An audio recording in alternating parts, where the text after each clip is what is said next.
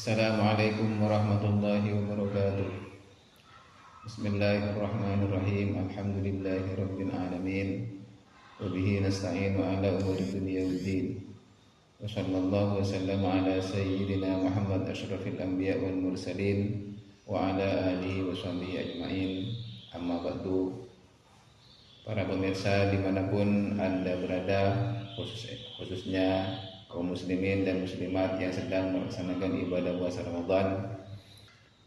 Di antara sekian banyak nikmat Allah yang diberikan kepada kita adalah mulut. Dari bibir ada gigi, kemudian lidah, ada rongga mulut sampai kerongkongan dan seterusnya. Kita bicarakan bibir saja. Bagaimana bentuk kita menghargai nikmat Tuhan yang berupa bibir ini? Ya banyak sekali.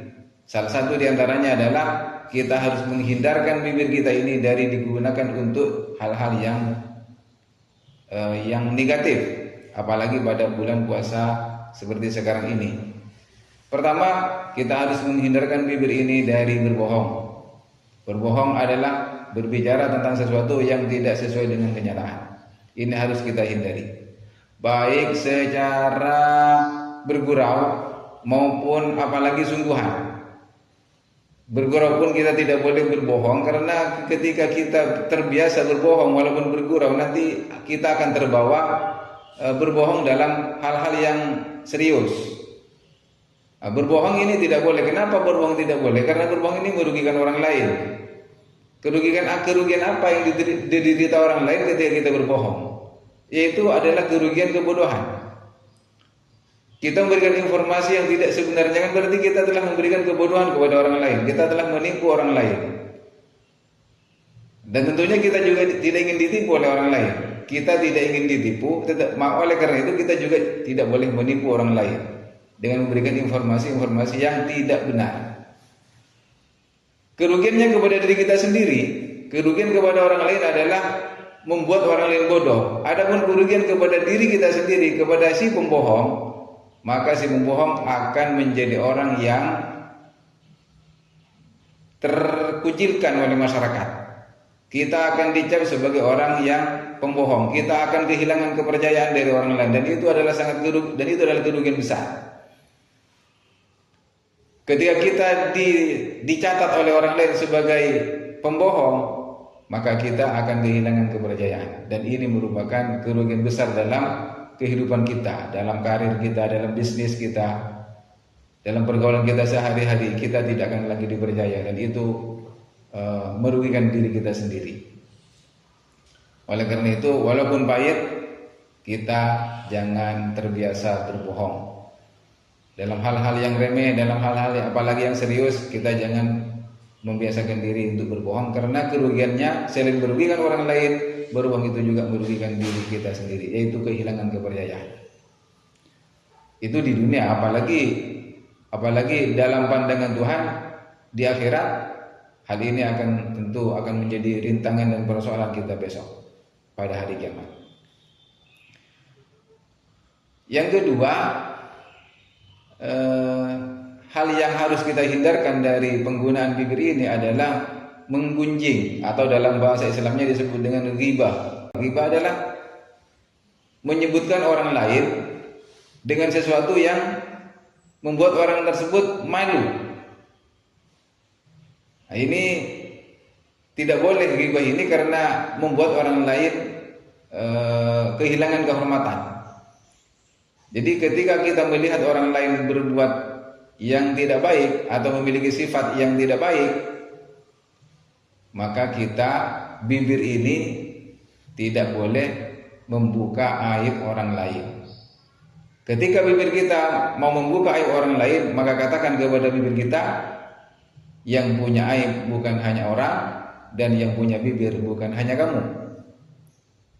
Kamu juga punya kekurangan, dan orang lain juga punya bibir.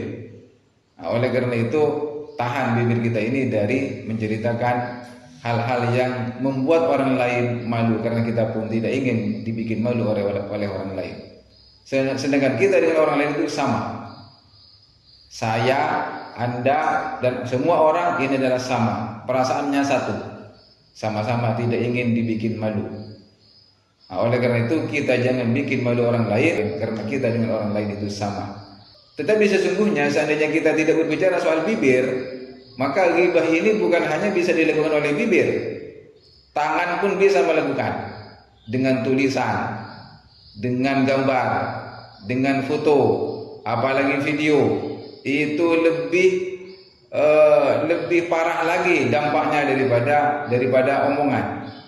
Sering kita jumpai orang kecelakaan di jalan raya, kita ambil fotonya, kita share, padahal orang itu sedang dalam posisi yang tidak siap untuk dilihat orang lain. Begitu juga ketika kita di rumah sakit, ada orang sakit, ada orang meninggal, kita ambil fotonya, kita syuting, kita ambil videonya, lalu kita sebar. Ini merupakan ghibah juga, dan ini merupakan bisa menjadi dosa berantai, karena orang yang kita kirimi bisa mengirimkannya lagi kepada orang lain. Dan semakin banyak orang yang mengkonsumsi gambar yang kita kirim, video yang kita kirim, kata-kata yang kita ucapkan, maka semakin banyak pula dosa yang kita tanggung.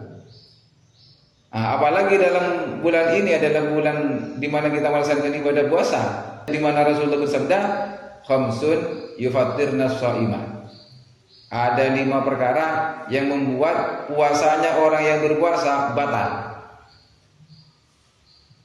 Ini menurut Imam Ahmad bin Hanbal radhiyallahu anhu, memang benar-benar batal puasanya dan harus diqadha. Tetapi menurut Imam Syafi'i, yang batal itu adalah pahalanya. Karena pahala puasa akan terhapus atau kalah beratnya dibanding dengan dosanya berbohong dan dosanya menggunjing. Eman-eman kita sudah menahan haus, menahan lapar dari pagi sampai sore, dari subuh sampai maghrib. Lalu di antara subuh dan maghrib itu kita berdusta, baik melalui lisan maupun melalui tulisan, atau kita menggunjing, baik melalui lisan maupun melalui media-media lain di dalam diri kita ini, melalui jari-jari kita. Lalu puasa kita yang kita tahan haus dan lapar dari pagi sampai sore, kemudian hangus tanpa ada pahalanya. Dari pagi sampai sore kita telah menciptakan pahala puasa, ada pahalanya, sudah ada pahalanya. Tetapi kita berbohong atau kita menggunjing, ini ada dosanya. Lalu ditimbang, maka pahala puasa ini akan kalah terhadap dosanya menggunjing atau dosanya berbohong. Oleh karena itu, marilah kita belajar menahan diri, menahan bibir kita, menahan jari-jari kita, menahan tangan kita dari menipu orang lain dengan cara berbohong atau mempermalukan orang lain dengan cara menghibah. Mudah-mudahan kita dapat menyelesaikan puasa Ramadan ini dengan sampai tuntas, dengan bersih, tanpa ada hal-hal yang bisa mengurangi pahala puasa yang kita kerjakan. Terima kasih atas segala perhatian, mohon maaf atas segala kekurangan. Wallahu muwaffiq ila aqwamit thoriq. Wassalamualaikum warahmatullahi wabarakatuh.